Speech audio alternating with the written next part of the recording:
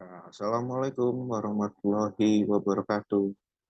Halo semuanya. Pada kesempatan kali ini kita akan sama-sama belajar untuk GeoGebra materi selanjutnya, yaitu materi 7 sampai dengan 17 secara singkat saja atau secara sederhana aja.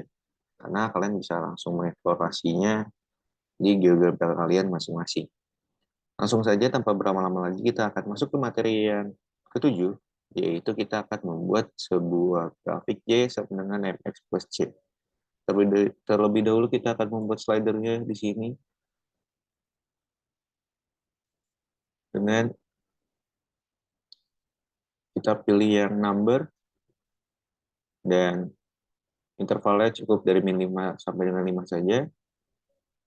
Di sini kita beri nama dia M karena kita akan membuat MX plus C. Lalu yang kita butuhkan yaitu satu lagi, slider C-nya.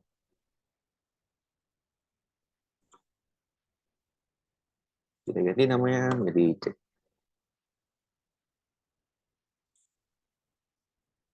Lalu kita langsung input saja di sini fungsinya Y sama dengan MX plus C. Lalu Enter. Dia akan langsung muncul di layar. Dan kalian bisa melihat pengaruh dari nilai M dan C-nya masing-masing dengan menggeser slidernya. M akan berpengaruh terhadap gradiennya atau kemiringan garisnya, dan C akan berpengaruh terhadap posisi garisnya. Oke, itu untuk materi 7. Untuk materi 8, kurang lebih masih sama seperti materi 7. Kita akan membuatnya untuk fungsi kuadrat, di mana sini kita akan tambahkan terlebih dahulu slidernya untuk slider A dan juga slider B. Dan di sini kita langsung input saja. Untuk fungsinya Y sama dengan AX kuadrat ditambah BX ditambah C. Kita tidak perlu membuat slider C lagi karena kita menggunakan slider C dari yang sebelumnya. Di sini kita enter dan muncul di layar untuk grafik fungsi kuadrat. Di sini kalian juga bisa langsung melihat pengaruhnya terhadap nilai A-nya, dia akan pengaruh terhadap lebar atau tidaknya fungsi, B akan terpengaruh terhadap pergeserannya atau letak posisinya, dan C pengaruh terhadap. Yap, seperti itu untuk materi 7 dan 8.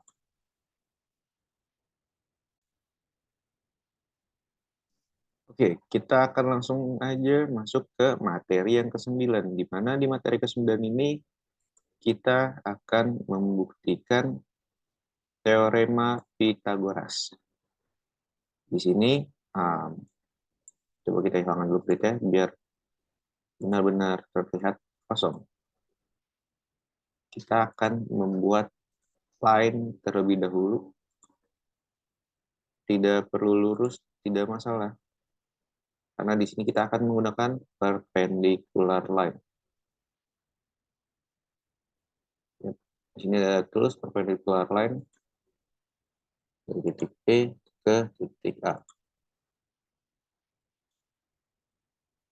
Atau sebaliknya, misal kita bikin dari titik A ke titik B. Juga tidak masalah. Karena kita akan membuat segitiga siku-siku.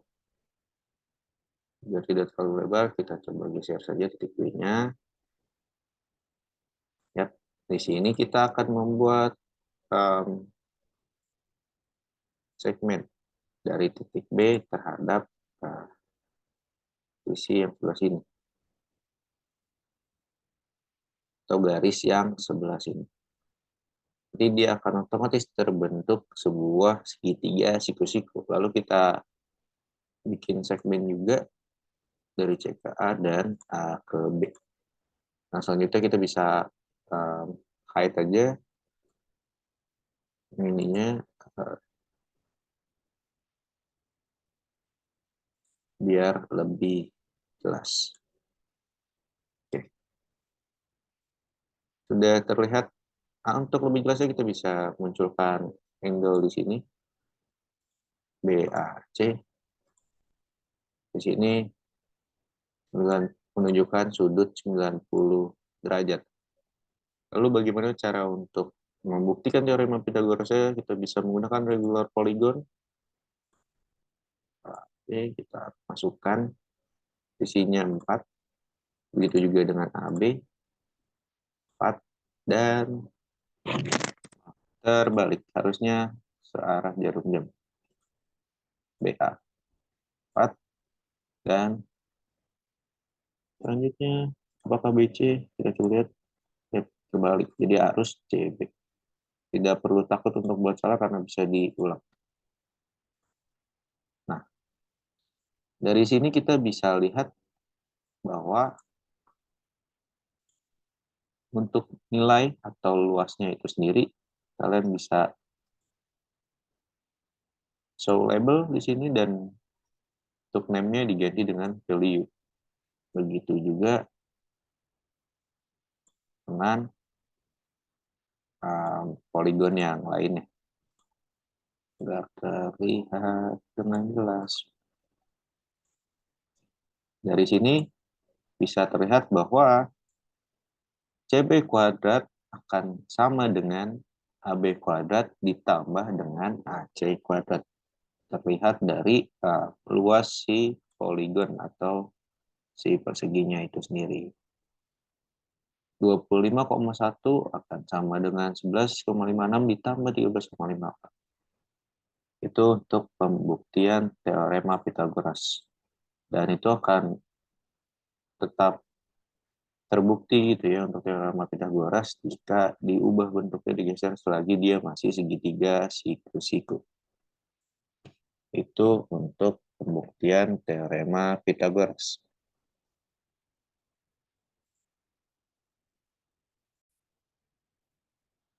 Oke, untuk materi selanjutnya, materi ke-10, kita akan mencoba untuk membuktikan besar sudut keliling, di mana besar sudut keliling itu akan sama dengan atau dari ukurannya setengah dari sudut pusatnya. Yang pertama yang kita butuhkan itu kita harus membuat segitiganya terlebih dahulu.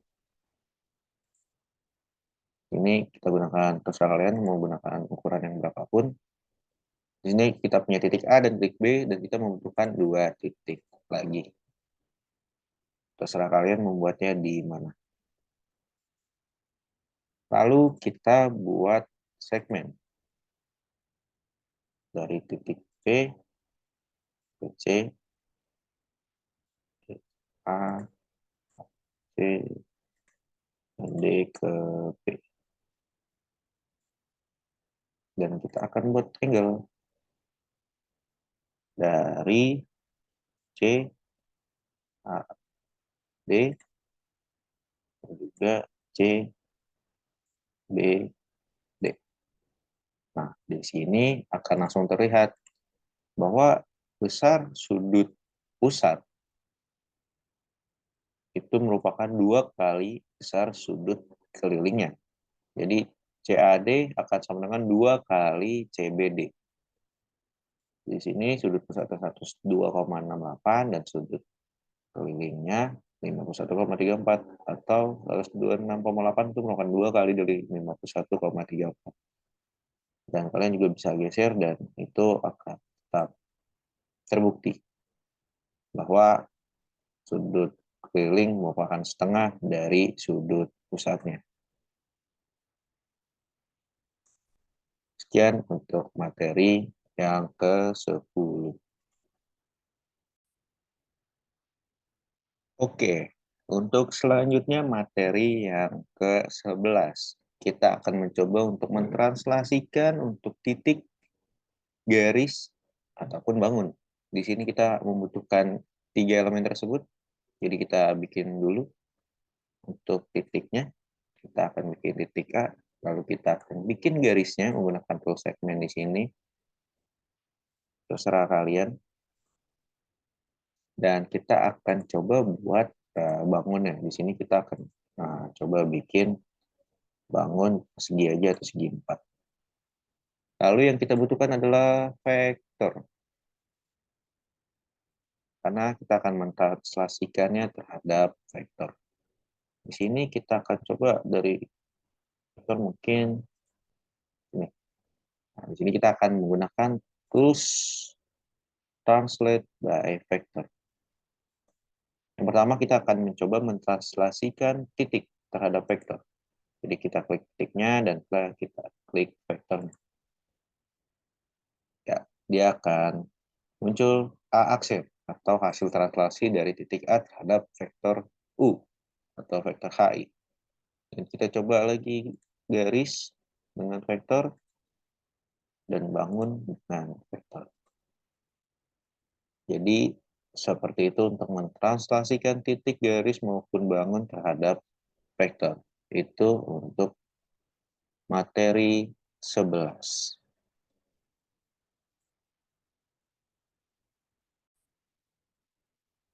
Oke, yang selanjutnya untuk materi 12, kita akan mencoba untuk merefleksikan kayak titik, garis, ataupun bangun terhadap sumbu X dan juga sumbu Y. Di sini kita akan coba bikin lagi. Mungkin kita tidak seberaturan tadi, kita coba bikin yang agak sembarangan atau berantakan. Begini juga biar kita bikin garisnya. Lalu kita bikin poligon di sini. Mungkin kita akan bikin coba 3 kali. Kita bikin segitiga. Nah, di sini lihat.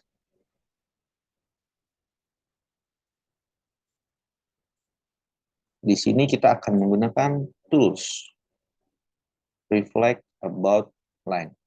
Atau kalian juga bisa menggunakan tools-tools yang lainnya jika yang sesuai keinginan kalian. Cuma di sini kita akan menggunakan reflect about line, di mana kita akan coba merefleksikannya terlebih dahulu terhadap sumbu X atau sumbu yang horizontal. Kita coba titik A terhadap sumbu X. Dia akan muncul A aksen atau hasil refleksi dari A terhadap sumbu X. Kita coba di garis terhadap sumbu X dan kita coba bangun terhadap sumbu X. Ya. Dia akan muncul refleksinya atau hasil pencerminannya. Lalu bagaimana terhadap sumbu Y? Sama langkahnya. Kita klik titiknya, lalu kita klik sumbu Y-nya, kita coba garis, kita coba bangun. Dia akan muncul pencerminannya yang sebelah sini, sebelah kiri atas itu merupakan pencerminan terhadap sumbu Y, yang sebelah kanan bawah merupakan pencerminan terhadap sumbu X. Sekian untuk materi 12.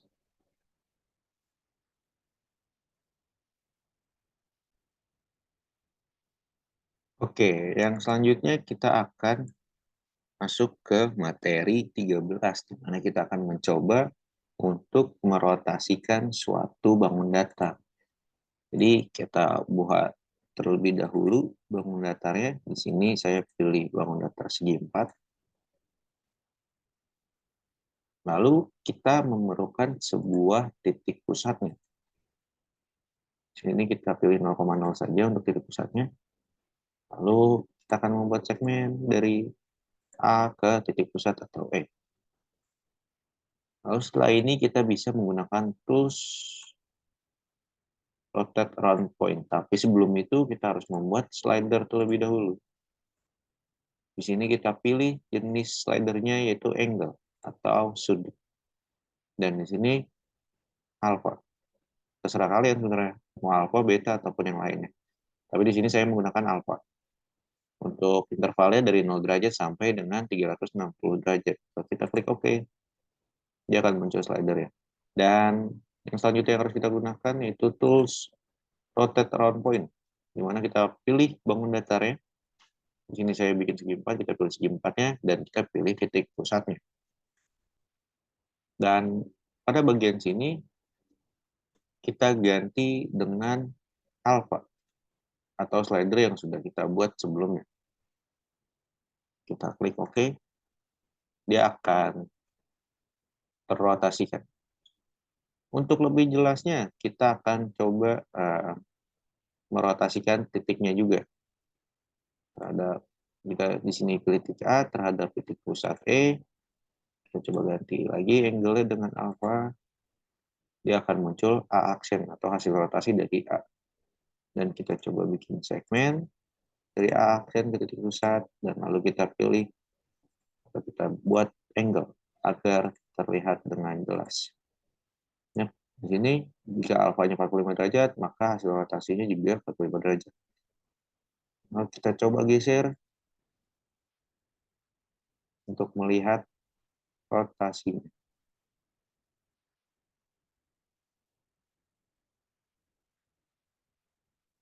Yap, seperti itu untuk materi yang ke-13, di mana kita merotasikan suatu bangun.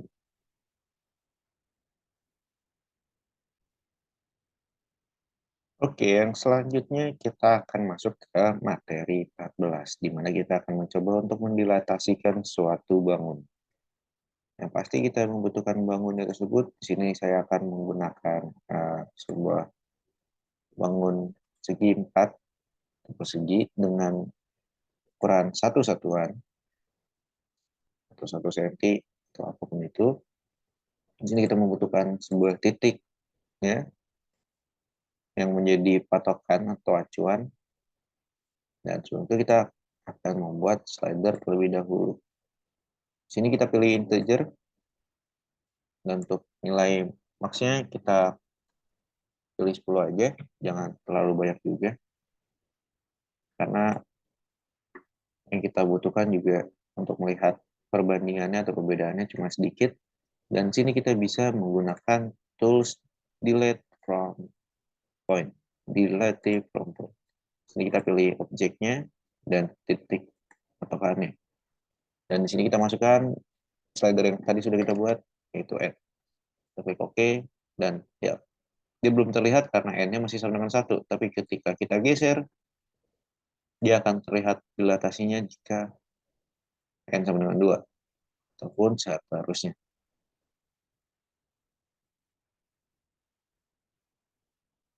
Dan kalian bisa sesuaikan sesuai dengan keinginan kalian. Begitu untuk materi 14.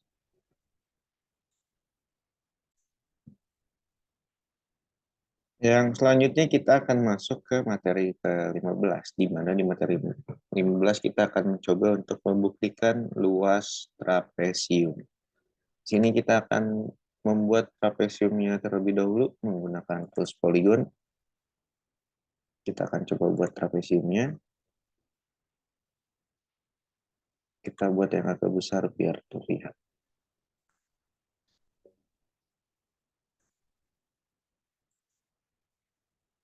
Setelah itu kita coba bikin lagi.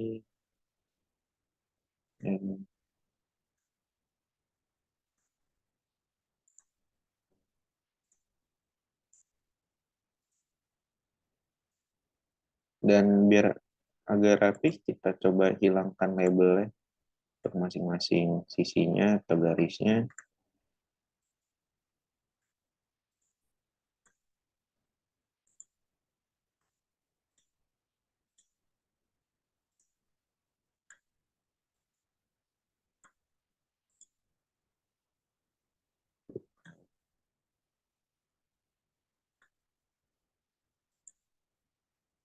Hilangkan biar terlihat rapi.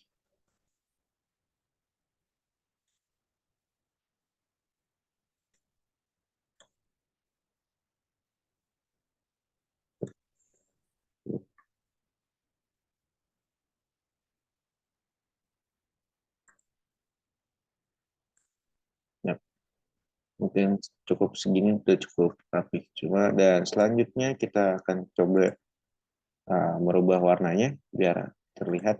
Di sini coba warna merah. Terus selanjutnya kita ganti lagi warnanya ke hijau. Terus lagi kita ganti warnanya dengan biru. Oke. Dan di sini kita membutuhkan slider. Di sini akan kita membuat slider yang untuk angle alpha. Ini kita ganti maksimalnya yang kita butuhkan hanya 180 derajat saja. Kita klik OK. Dan kita buat slider satu lagi untuk beta. Angle beta. Kita pilih 180. Nah, selanjutnya kita menggunakan tools rotate round point. Kita pilih segitiga yang berwarna biru ini dengan titik pusatnya D. Lalu untuk angle kita masukkan alpha dengan arahnya berlawanan dengan jarum jam. Kita klik OK. Maka dia akan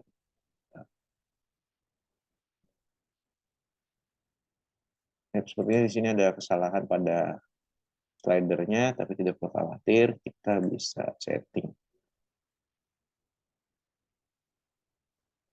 untuk maksimalnya ada di 180. Nah, ada. Tidak perlu khawatir.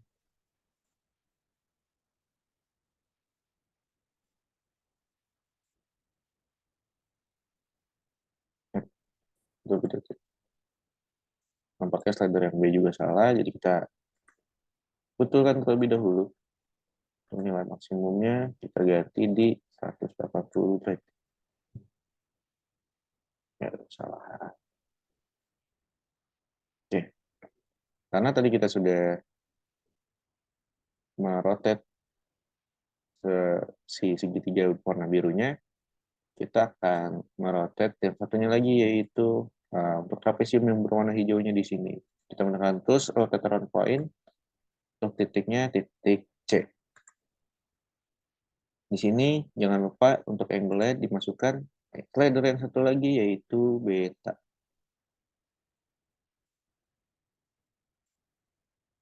Dan untuk arahnya kita pilih arah jarum searah dengan jarum jam atau clockwise.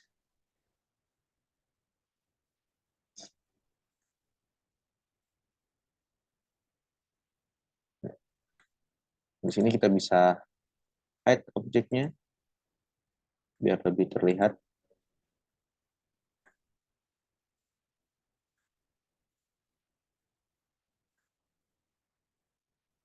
Dan di sini kita bisa melihat pembuktian dari luas trapesium, yaitu merupakan sama dengan luas persegi panjang. Itu untuk materi ke-15.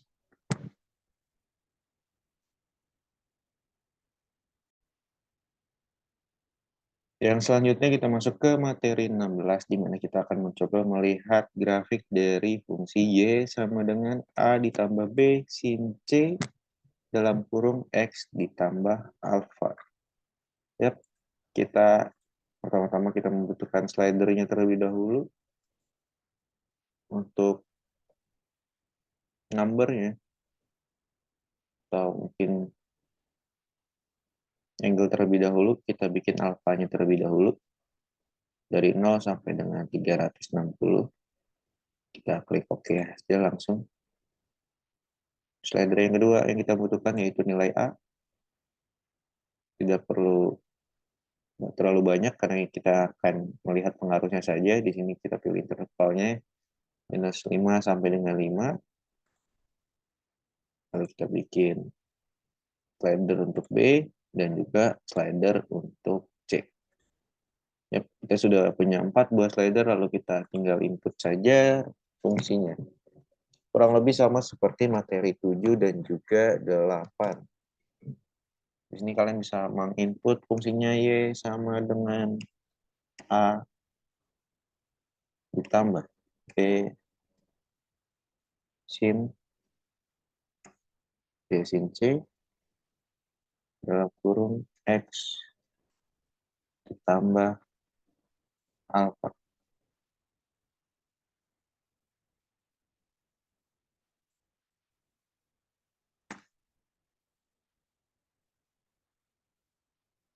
Ya, dia akan langsung muncul grafiknya.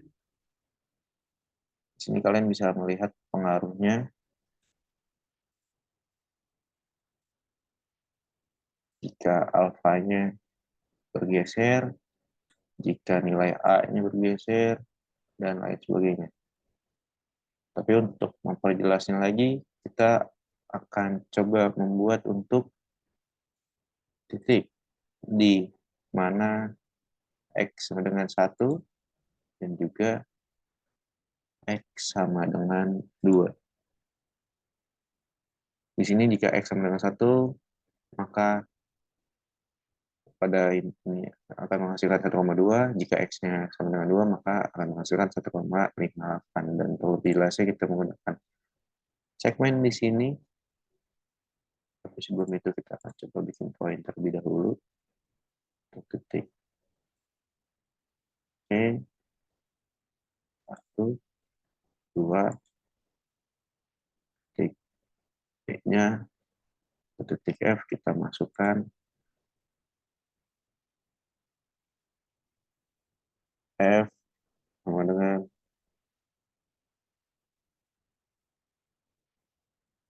0.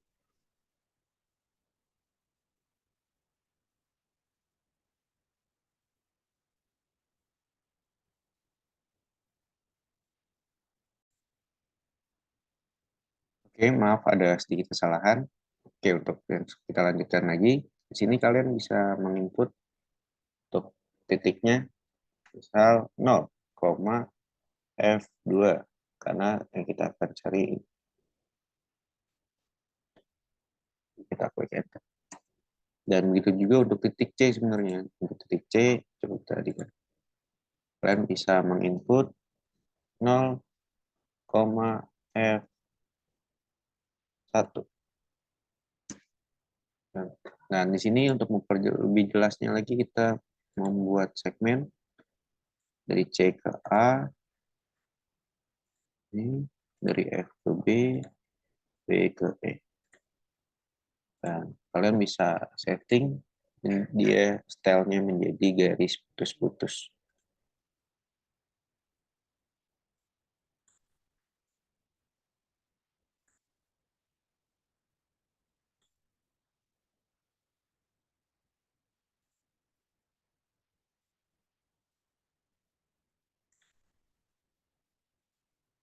Kita akan rubah semua stylenya menjadi garis putus-putus biar lebih terlihat dengan jelas. Nah, udah, maka kita akan coba lihat pengaruhnya untuk nilai A-nya. Jika A-nya bergeser, nilai B-nya dia akan mempengaruhi tinggi dari si kurva atau grafik.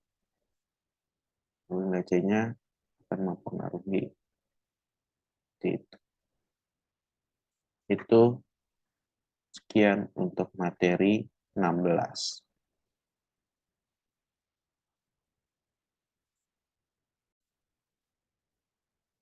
Oke, kita akan melanjutkannya ke materi yang terakhir, yaitu materi 17, di mana kita akan mencoba untuk menggunakan atau mencari integral dan juga lower sum di GeoGebra ini. Yang pertama itu kita perlu memasukkan fungsinya, misalnya kita menggunakan fungsi Y sama dengan 2 pangkat X di sini. Misalnya. Kita klik enter. Yang selanjutnya itu kita akan mencoba untuk mencari integralnya. Di sini kita langsung aja ketikkan integral. Nah, sini sudah ada formulanya. Kita klik enter. Dan kita pilih untuk integralnya. Kita akan pilih yang start x value dan juga ada end x value atau lower bound dan top boundnya. Batas bawah dan batas atasnya. Di sini untuk fungsinya kita masukkan f yang sudah kita deklar sebelumnya.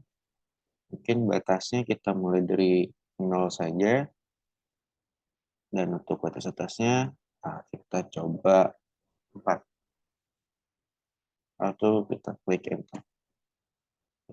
Dia akan muncul nilai integralnya Untuk batas 0 sampai 4 dari Y92X yaitu 21,64. Dan bagaimana untuk lower sum-nya? Kita akan membuat slider terlebih dahulu di sini.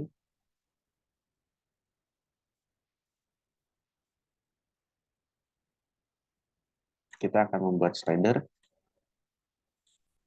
Di sini kita pilih jenisnya integer, dan semakin banyak jumlah dari persegi panjang nantinya, itu akan semakin mendekati dari atau semakin akurat dari nilai integral ya. Tapi di sini kita akan mencoba 100 saja terlebih dahulu. Selanjutnya kita akan masukkan di sini di input lower sum, ada formulanya. Lalu kita klik enter lagi. Untuk functionnya kita pilih F, untuk lower boundnya kita samakan saja, dan toponya 4, dan number of rectangle atau banyaknya persegi panjang kita pilih N atau slider yang sudah kita buat tadi, lalu kita klik enter.